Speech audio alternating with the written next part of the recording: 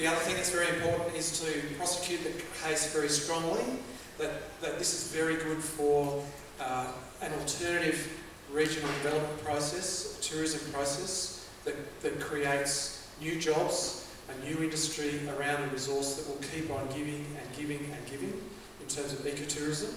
So it's part of the reconstruction process.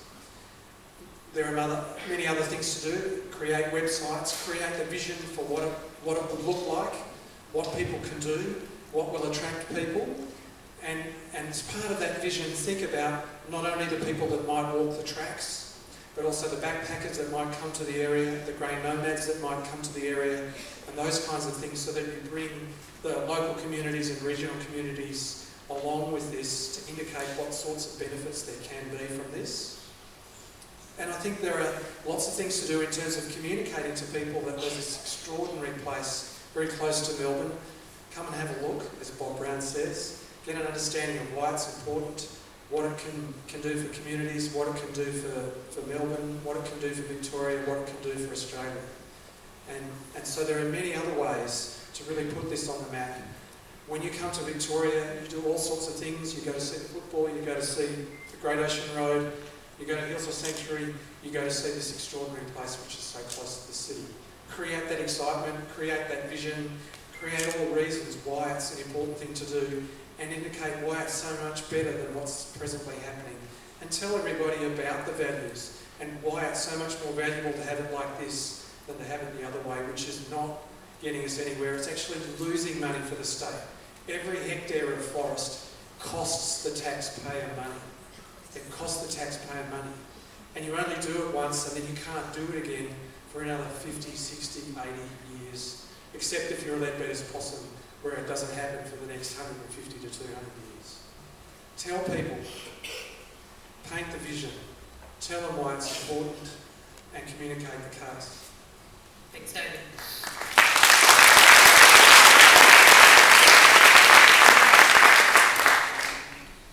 Thanks a lot. I just want to pay tribute to Sarah and to Helen Miskin, through whom I think I've learned everything about this campaign. They've done a fantastic job on the social media that I access.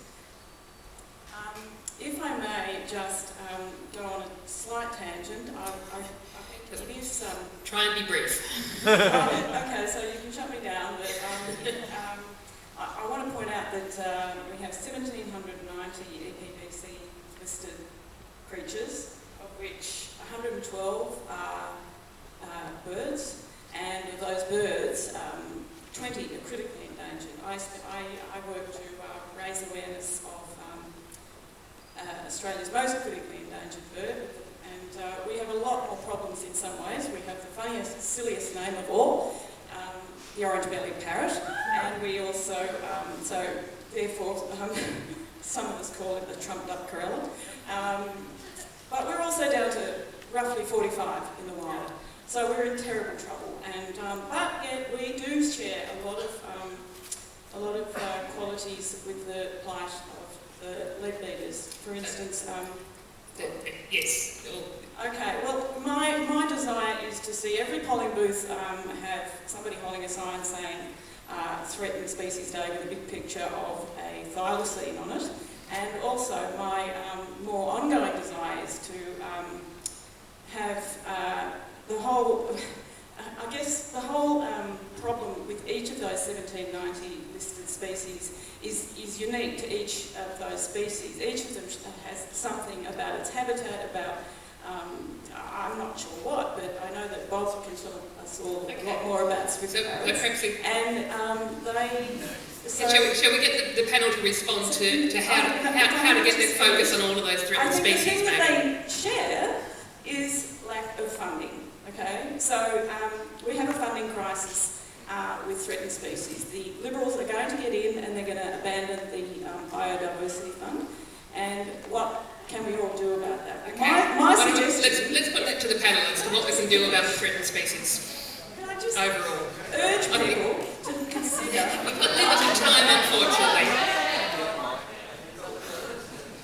Would you like me to respond, if I come to that? Look, we know that it's affordable.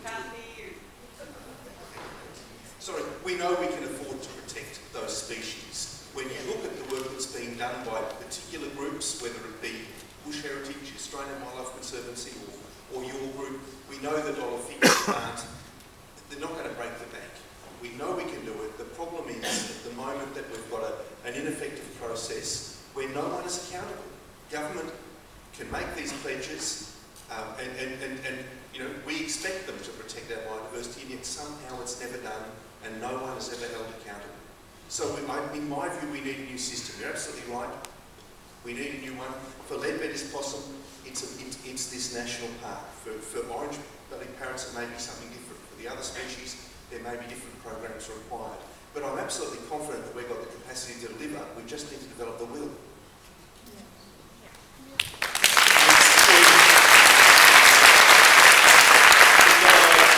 Question here, and for the roving mic people, there's a gentleman over there as well as putting up his hand. So I've just got a question from Declan via Twitter.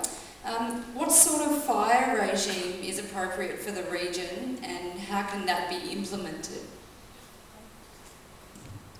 The natural fire regime here should be very infrequent high severity fire or moderate severity fire, but the key thing is that those fires would traditionally have burnt old forest, and that has a big impact on what happens after the fire. So when a fire burns a young forest, it doesn't create habitat for animals, including Leadbeater's possum. It fries the forest at very high severity and you don't get habitat. When it burns in an older forest, often it burns at lower severity, or at least it creates habitat within the next 10 to 15 years. So the natural fire regime is moderate to high severity, but very, very infrequent fire. We know that worldwide systems that are burnt at very high severity very frequently eventually collapse. And we know that there's been 10 major fires in the Central Highlands area in the last 100 years. That is not a natural fire regime, and that's one of the reasons why the system is close to collapse. Down here and then up to there. Thank you. Pam Miskin from Friends of Leadbeater's Possum. Just a question for David and Bob. If we start this letter writing campaign, is it better to write to the state government or the federal government? Is one better than the other in terms of developing national parks? Thank you. Well, both. The question is it better to write to state or federal members of parliament? It's states that create national parks, and so this wonderful concept that we've had, thank you all, before us tonight, gives substance to it. And here is a national park proposal which is just a beauty for Victoria. So when you write longhand, send a copy of that map and pictures of the area, particularly if you've taken them yourself, and ask at the end, can I come and see you about this? And when you do, go with somebody else so that you can present pictures to the MP and get her or him to give their point of view, and always ask them if they'll come up and see the forest area. So the state MPs are really important, and I hear there's an election next year, so this is a great time to be approaching them. But the federal MPs have that responsibility as well. Under the regional forest agreements, this logging has got the imprimatur of the federal government. They came through from 1997 in the period of the Howard government. Now, the promise there was that through the forest agreements, the species would be protected as if they were under the Environment Protection Biodiversity Conservation Act. We now know, and there's recently been a terrific study released on that. Go to the Green Institute website and you'll see it, amongst other places I'm sure. It's failing to do that. So that's where lobbying federal, first of all, do what you can in these next 2 weeks. Really important with your local candidates. Bring them all up. There's only 6 or 7 of them. Bring them up and ask them whether they will commit before the election to a great forest national park, if they'll back that at federal level. And then afterwards, of course, go and see them in the same way and invite them to go up there. I'm a teacher in an environment course right here at RMIT, so welcome to one of the distinguished speakers over there. But I've got some of my students are here, past graduates as well, who are fantastic hope for the future. In how fantastic future managers could be of such a park. My question though is, why not look at the even not just an ambit claim, but for the future? And given the significance of Leadbeater's possum and the trees themselves, could the World Heritage status? I personally believe it. Just from it could be a big something to aim for. So the potential of World Heritage status. I'll ask you to comment on that. Well, of course, but you won't get the World Heritage status if it's not protected. The World Heritage Committee would put it out of court. I might say, for those of you who don't listen to the Tasmanian media, that Tony Abbott came down a week ago and committed to removing World Heritage protection of Tasmania's great forests. That's an election commitment, which he made down there. That's the pace of things to come. And so that's why we've got to get out of our complacency and beyond the vote, we're going to start campaigning for this great national park. It will come at state level and then, of course, be assessed for World Heritage values in the future if that can come to it. But mind you, the World Heritage Committee worked to get the listing of the Tasmanian forest because for the last 20 years it's been sent information and it's said we would like to see this as part of the World Heritage property in Tasmania. So a very well considered submission early on saying here's this greatest flowering forest on earth that needs protecting, drawing it to the attention. It's part of the spectrum of campaigning, but protection must come first. National protection, that is a Victorian national park, must be the first thing to happen. Great. Should we get another question from Twitter, Georgia? I've got one here from Judy, and this might be for you, David, or Sarah, perhaps. What does the forest industry say in defence of this situation, and how is it justified by them and the government? What does the forest industry say, and how is it justified by them or the government?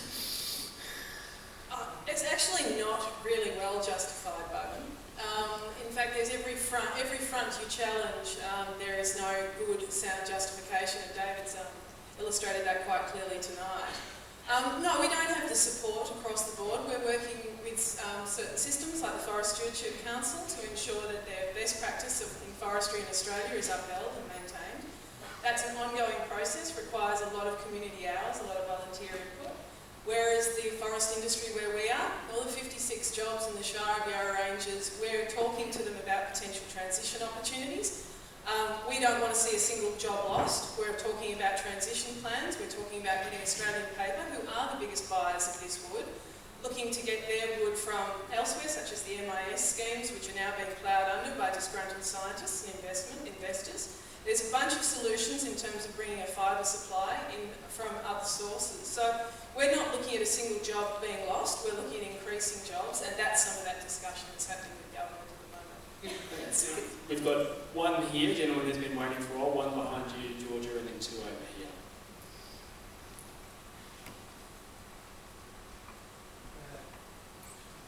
My name is Ray Lewis. I'm from a Toohey resident, and I've seen the forest being chopped down quite dramatically, and we're just upset that they're not allowing avenues for the Leadbeater possums to survive because they are chopping them down or the residents, this forest has been chopped down dramatically, and we cannot, they do not allow the Leadbeater possums to jump from one tree to another because they're just chopping them down. So I just believe that we should be managing it quite regularly, respectively, to make sure that the Leadbeater possum and other animals get to one place to another. Thanks, Ray. I think I'll do it for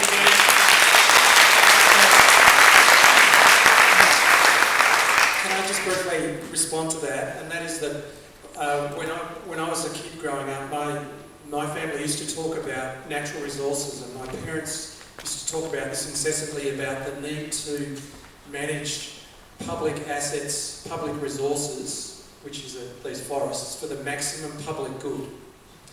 And the understanding that we've developed from the last few decades of work is that that is not happening in the case of these forests. The value of these forests for water, for carbon, increasingly realised for tourism and for biodiversity, considerably outweighs their value for paper. And so we need to rethink what's happening here to manage these public assets for the maximum public good, because that's what this is about. And presently that is not happening, and that needs to change.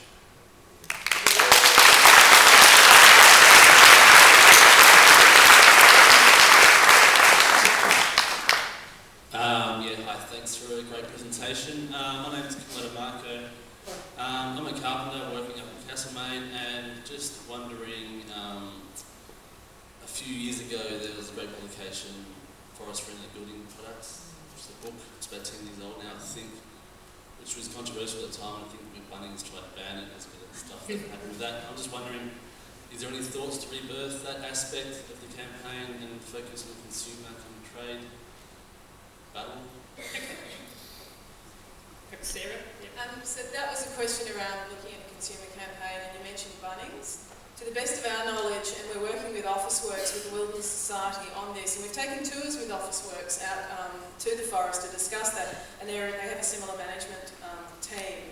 And to the best of our knowledge, and we've been assured that Bunnings are not taking the wood from the Central Highlands. However, it's interesting you should mention that. I had a conversation with a timber industry chap this afternoon from Canberra who said, have you gone and tried to work out that supply chain and see where it's going? Is it Harvey Norman, as was done in Tasmania? You're absolutely right. It's a game changer when you work out where the bulk of this timber is going, and certainly that's in front of us right now.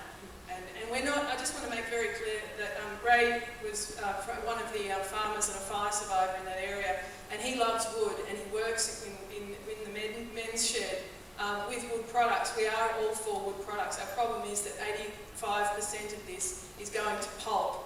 It goes to a piece of paper. There's a shelf life of 3 months, and it basically starts to emit almost immediately as it hits landfill. And that's not a great ending for a 150-year-old mountain ash. So really just being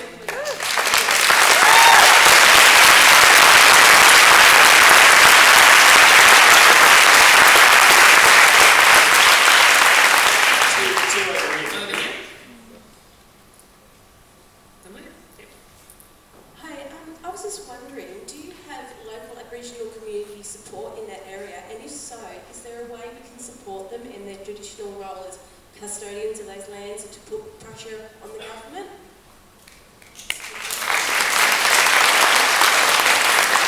Yes, we are communicating all the time, I should say, there's four, it's a detailed conversation, probably can't have it quickly here, but yes, we have the support. We're working with Joy. I know David has worked with the Wurundjeri up there. More recently, the Tungarongs leader, Uncle Roy, launched a very large tree we call the Kalatha Giant, endorsing the kind of tourism proposals we have for the region.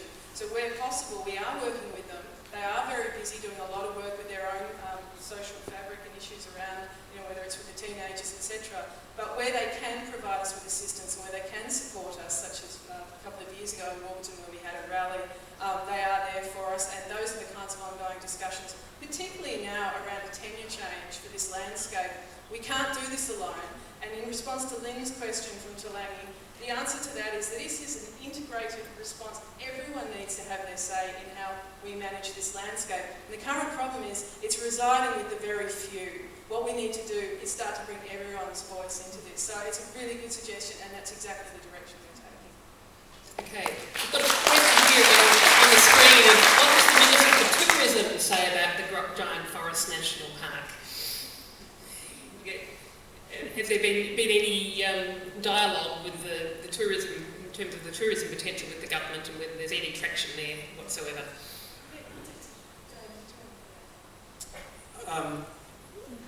we have spoken to all sides of politics, state and federal, about this, and there is an understanding that there are enormous tourism possibilities in this area, and an understanding that there's probably a much better way to do things than presently is the case. So there has been a lot of engagement in that. There's a recognition that other places have led the way, Tasmania and in New Zealand, and there are good models for what can happen.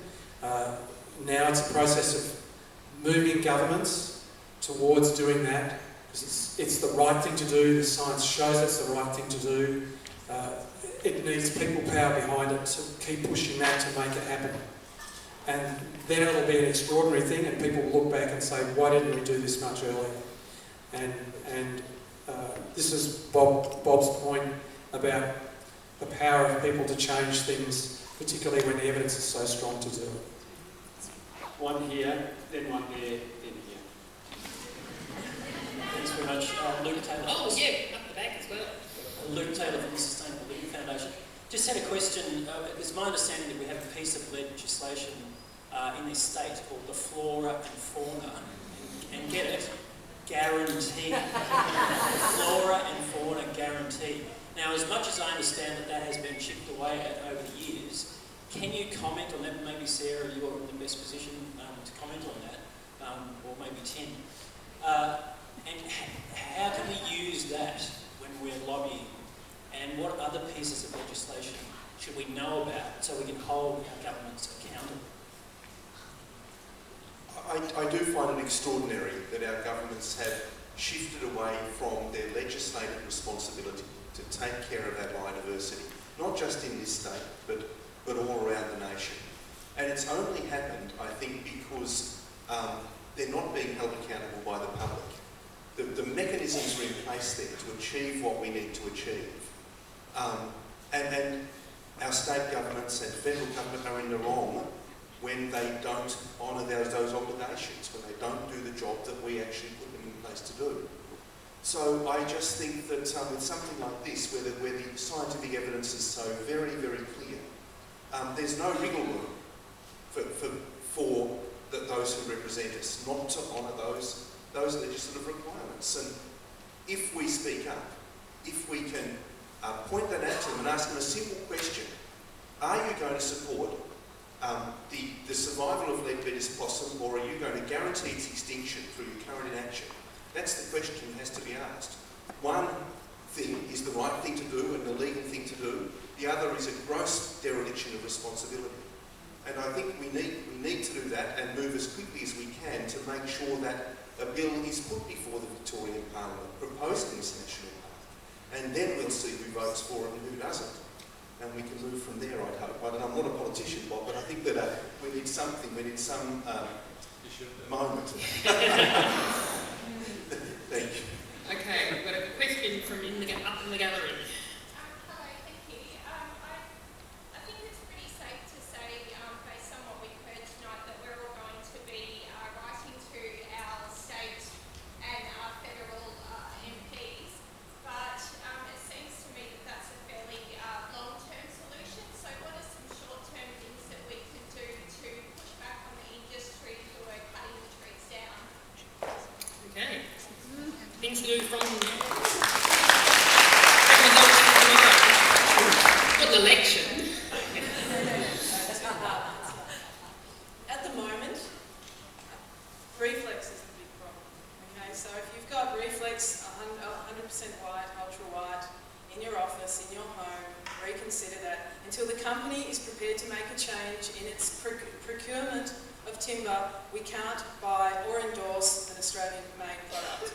And the reality is today I also received a phone call that the Australian government is about to sign a contract with Australian paper mills owned by Nippon to basically occupy or use paper throughout the parliament from Australian paper, which means that basically the paper from these forests are going to be on all letterhead of the Australian government. That's a really big deal. That's an enormous amount of paper, and it's an enormous contract. And I'll tell you why I think this has happened. This is what my timber friend told me. He said that's because of the pressure of people on contracts, and those contracts have been slowly cut back until Australian paper actually now needs a really big user. And I think the Australian National University might be an example of one of those entities that has actually stopped using reflex. So that would be my first point, and really the most important thing you can do today. And look, I will also say though, letters to your federal members are quite powerful. Kathy, I can't think of her last name, but our local Casey member actually said she'd support a national park. She's from the Labor Party, believe it or not. So right now you might get some interesting answers. It'll be holding them to it once they head into Bob would add to this, I'm sure. Yes, it's a good question, and that's a question that we must each of us carry home with us tonight. This meeting doesn't end this process, it starts it. If you can donate to... My Environment, Friends of the Leadbeaters, there's a lot of different groups, yes. do so, but ask that it be put into this project for the National Park and for protecting leadbeaters. It is important between now and the election to write to the newspapers, to ring up radio, say, why isn't this being discussed? I'll be on The World Today tomorrow, ABC 24, and I'll do my best to follow Christine Milne and Adam and everybody else in the Greens to get it on the agenda.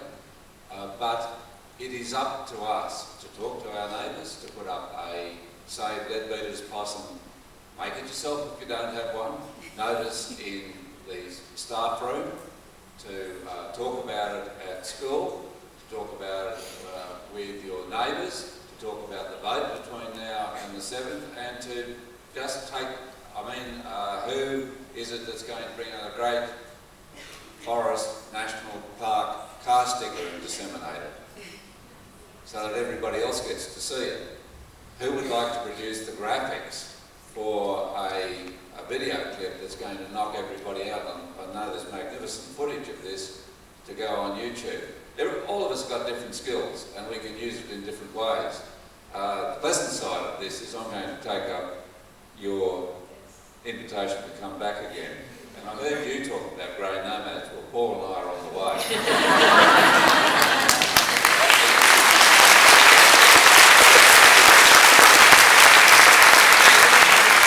We've got time for only 2 more questions, sadly, so we've got one here. Mine's actually not a question, it's more a comment. My name is Kay, I have a house in Walton, on the other side of the valley. I go back as far as what Graham goes back. I was working in the election when all the no dams came through. As long as the actual boxes were ticked or numbered, they were allowed through. But that no dams that appeared more and more and more had a great impact. And I'm not telling people to do the wrong thing, heaven forbid. But something like that, I think, would work again. So we could have a write on, I'll go back far enough as well, write on your ballot paper. So yeah, Giant Forest National Park might be something that would be very, very worthwhile to do. As long as it doesn't block out the numbers, it's the critical thing. Just by the way, on that, there's an idea, you don't spoil your ballot paper if you write on it. So you can vote and you can put a note down the bottom. The problem is only the poor counters get to see it. Political party. More seriously than that, and I'm not going to load anybody here who's working really hard on this, but who's going to get a busload of people to go up there for a picnic? Who'll fund a film? Ring those current affairs programs and ask them, are they going to do another program or the first program on these grand forests? There's so much we can do, it's just not limited by imagination. But I'll go back again to the Franklin Dam meeting in this place in 1979. We were up against it. We were opposed by the big political parties at state and federal level. We were soon to be thrown out of the High Court. The newspapers in Tasmania were opposed to us, and so on and so on. And it looked very, very poor indeed. But the power of the people won out there. And that's where this is going. Where at the moment, we're at the moment at the start of a big, big campaign to come to the aid. People, how long have you been working on this, Sarah? 14 years. A lot of forests have gone down since now, but we all know about it now. That's the difference. So just use your imagination. We're coming to get them. And I mean by that the Leadbeater's Possum. It's a fantastic, it's a life. It's just a good thing to be involved in. So take your pick as to how you do it. Okay, we've got time for one last question, which is there someone with the microphone? I can't see. Behind you. Yes, okay. Going to Bernie. Thank you. Bernie Mace from Tulangi. I just want to wind us back to David's comment that there's about 1.2% of old growth left in the Central Highlands. Old growth mountain ash, that is. I want to mention an area in Tulangi called Nolan's Gully. It's illustrative of a very special aspect of this problem. Nolan's Gully is the catchment for a creek called Campbell's Creek that runs into the Yea River, that runs into the Goulburn and feeds the Murray, part of the hydrological system of Victoria. Campbell's Creek and Nolan's Gully is characterised by magnificent giant mountain ash, often the best kind with dead tops full of hollows. The understory components are various species that can live for centuries, even upwards of 1,000 years in the case of Dixonia. Nolan's Gully is such a special place, and it's so close to Tulangi that it's very close to my heart. And I'm sad to report that Big Forest currently has 6 coots designated crossing Nolan's Gully for immediate attention. They've already logged one of them. They've informed us that they're proceeding with logging another as of this week, as we stand here. Nolan's Gully contiguously links to another area called Yaling Road and Sylvia Creek Forest, which runs through the Willow Rainforest Walk. In discussing the various aspects and attributes of our new national park concept, I advocated this area, amongst other people, as an area that must be featured and protected in our new national park. And I've recently passed on that comment to the senior management of Big Forests, but I haven't had a reply. What I'd like you to consider and perhaps have a suggestion is what can we do from here to save these absolutely unbelievably precious old growth remnants. Thanks, Bernie.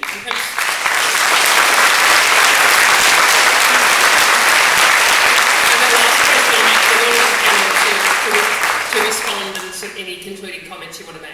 Okay, I'll be very quick on this, Bernie.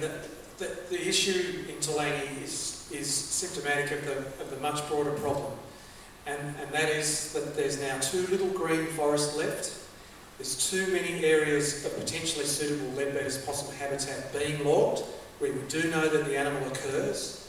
We do know that there's been a watering down of the survey protocol for Leadbeater's possum. There's been a watering down of what is deemed to be mature forest by the government. We do know that the sustained yield is far too high. We do know that there are far too many areas that are proposed to be being logged. This system cannot deal with the level of over-harvesting that we're seeing now and the abrogation of the other important values of the forest as we see them.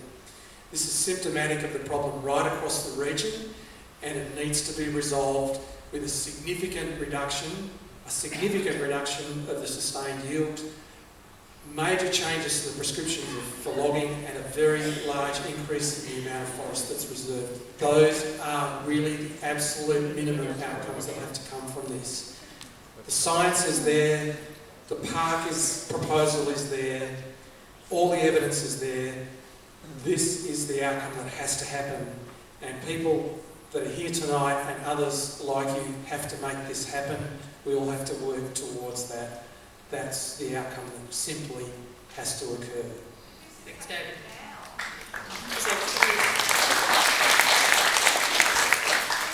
I think for me the issue is that this forest is being logged as we sit here discussing this. This is an emergency. emergency, and you've got no choice, I think, but to stand and fight.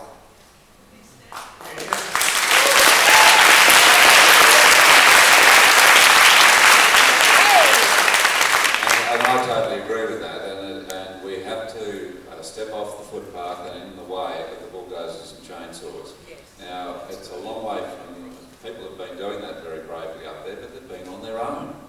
There was a turning point, a turning point in the campaign for the Tasmanian forest when the Wilderness Society organised a rally out in the forest, and to our astonishment, in the middle of winter in 2004, 4,000 people turned up. Now, the equivalent of that out of Melbourne is 80,000 people turning up an hour and a half from this city, closer than Hobart was to the sticks. It would be a game changer. So maybe, let's look at the biggest conservation group in the country.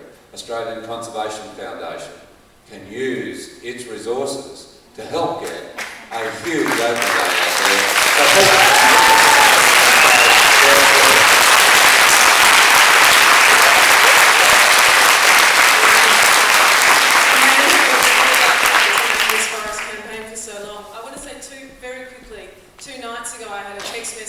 survey team who are out there doing a lot of this work. They count every single tree in Toolangi.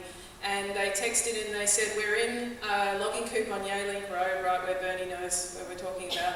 And they've recorded a colony of Leadbeater's possum right inside. So I just want to tell you there is nothing we can do. When we tried to do something last time, I'm not going to say there's nothing we could do. We stood in front of the dozers, we got an injunction, it cost us all in fines, and they actually used the dogs on us. But it didn't matter. There were nuns on the front line, it was -2 degrees, and it's what you do. But I'm telling you, and David's absolutely right, the current standards for protection for this species are not enough, and we can tell you right now that there are colonies in there that will be logged and won't be protected, and we welcome you to come up. There are cups of tea on the side of the road, and we do enjoy a good time when we try and stop the doses. So please, if that is the way it's going to go, then that's the way it should go.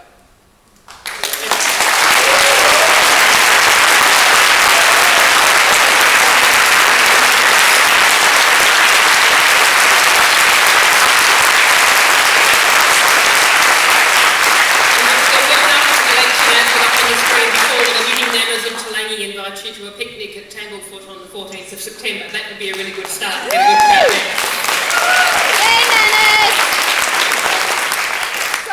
Sorry that we couldn't get to everyone to ask a question. 15th. On behalf of Janet and myself, thank you all for coming, and primarily so that you can see the two of us standing next to each other at the same time and be convinced we're not the same person. I'd like to invite Richard Denatale to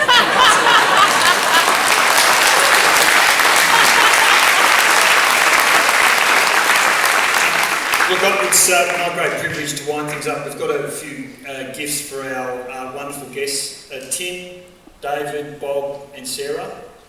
We want to give you a huge thank you from all of us, please, everybody.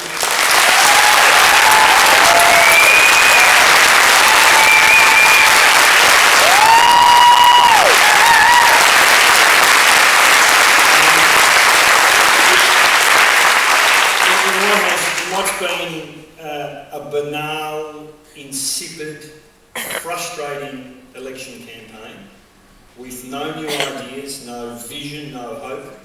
I just want to thank you for reminding us why we do what we do and what's important. And the campaign that you've joined us to fight for tonight, some of you have been doing it for many years, some of you are new to this issue. But we want to know that we stand alongside you, that we'll be taking this fight right to Canberra. And to do that, we want you to make sure you go home and tell your friends that they have no choice but to vote for Janet in the Senate and to make sure that Adam Bang is re-elected to the lower house of Melbourne. You can contribute to those efforts by signing up outside. We are going to take this fight to Canberra, and we're going to take it to Spring Street next November. We've got Greg Barber here. I want to double these numbers, triple these numbers in a march right to the Parliament House in Spring Street so that we can make sure that when every Victorian goes to vote at the next state election, that they're also voting for the creation of this incredible national park. And I just hope that this is the start of a campaign, that tonight, by coming here, you've taken a stand, you're making history with us all, and I'm sure we can win it. I'm sure we can win it. We will stand in front of those bulldozers with you. We will call on all the environment groups to join us in this campaign. But you've got a job to do next Saturday, and that's to make sure we get Janet and Adam re-elected, to make sure that we can take this fight to Canberra and then next November to Spring Street. Thank you very much for coming. We're going to have some informal, some music to wind things up. The live stream will continue for a little while longer. But again, I just want to thank you all for taking a stand tonight. Thank you.